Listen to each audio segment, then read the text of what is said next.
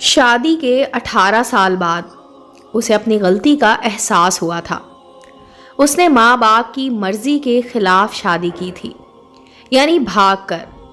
اس کے شوہر اظہر ملک نے جس کے ساتھ وہ بھاگی تھی اسے کبھی احساس تک ہونے بھی نہ دیا۔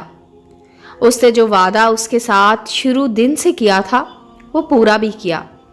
زندگی کی ہر خوشی دی، اسے رانی بنا کر رکھا، اس کی ہر خواہش پوری کی، یہاں تک کہ شادی کے 5 سال بعد اس کے ماں باپ کو بھی راضی کر کے معاملات پہلے جیسے ہی کر دیے۔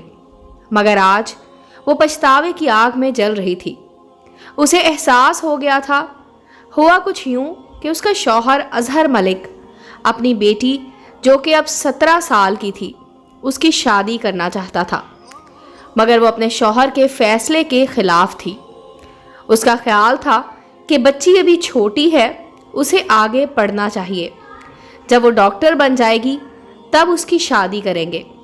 تب اظہر ملک کے جواب پر اس کی بولتی بند ہو گئی۔ اس نے کہا، دیکھو، جب ہماری دوستی ہوئی تھی تب تمہاری عمر بھی 17 سال تھی، اور میں نہیں چاہتا کہ میری بیٹی بھی تمہاری طرح نامحرم رشتے میں بندھ کر مجھے چھوڑ جائے اور بھاگ جائے۔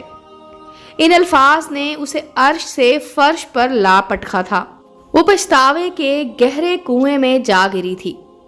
اس کی مکمل خاموشی پر اظہر ملک نے بہت سی وضاحتیں دی تھی اور بے تحاشا اسے ریلیکس کرنے کی کوشش کی، مگر اس کا دل ویران ہو چکا تھا۔ ٹھیک ہی تو کہہ رہا تھا وہ۔ آج کیا کر رہی ہے بنت حوا؟ نامحرم کی خاطر اپنے ماں باپ کا برسوں کا پیار بھلا رہی ہے، جھوٹ بول رہی ہے، ماں باپ سے تلخ کلامی کر رہی ہے، اور آخر کار ان کی محبتوں کا صلہ ان کے ماتھے پر کالک مل کے دے جاتی ہے، تاکہ ان کے جانے کے بعد وہ کبھی سر اٹھا کر نہ جی سکیں۔ کسی والدین کو بھی بیٹی بری نہیں لگتی، مگر آئے دن بنت حوا کے بارے میں ایسی خبریں سن کر وہ بیٹی سے ڈرنے لگے ہیں، اس کے مقدر سے ڈرنے لگے ہیں۔ اے بنت حوا، اپنے کردار کو مضبوط بنا۔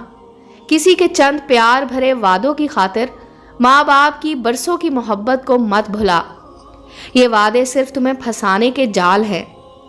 ماں باپ اگر تم پر بھروسہ کر کے تمہیں ڈھیل دیتے ہیں تو ان کے بھروسے کو ٹھیس مت پہنچاؤ، کہ کل کو تمہیں بھی تو ماں بننا ہے۔ یاد رہے، مرد کالی چادر کی طرح ہوتا ہے، اس پر دھبا لگ جائے تب بھی نظر نہیں آئے گا، اور عورت سفید چادر جس پر ذرا سا داغ بھی لگ جائے تو سب کو صاف نظر آتا ہے، اور سب لوگ مل کر اسے اور بدنما بنا دیتے ہیں۔ امید ہے دوستو سٹوری اچھی لگی ہوگی۔ چینل کو لائک اور سبسکرائب کریں اور بیل آئیکن کا بٹن دبانا مت بھولیں تاکہ ہر نئے آنے والی سٹوری کا نوٹیفیکیشن آپ کو مل سکے۔ ملتے ہیں اگلی سٹوری کے ساتھ۔